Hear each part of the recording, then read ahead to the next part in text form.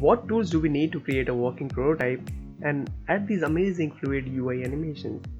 There are various prototyping and animation tools that can help us to create dynamic designs and better usability for the user. For interactive prototypes where you can interact with the prototype on your mobile device or desktop, the tools will be different than the video rendered prototypes.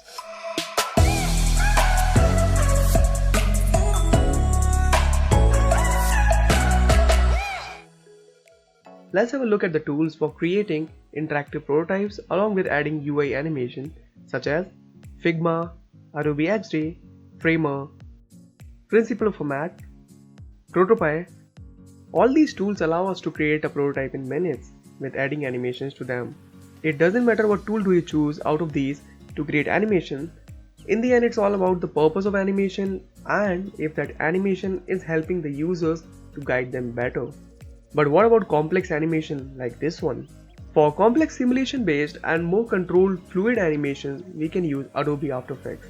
But in comparison to other prototyping tools we saw before, Adobe After Effects is more of a motion graphic or 2D animation tool, and it doesn't allow us to create interactive prototypes, meaning we can only create video prototypes inside After Effects and can export the prototype in form of a video.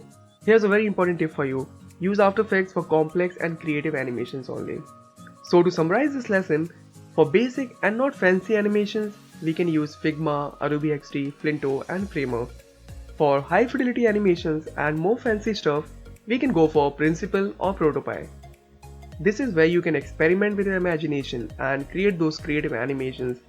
For last type of animations, which is more complex and simulation based animation, we can go for Adobe After Effects. The animation basics remains the same irrespective of what tools you use. Have a wonderful day ahead and see you guys in the next video.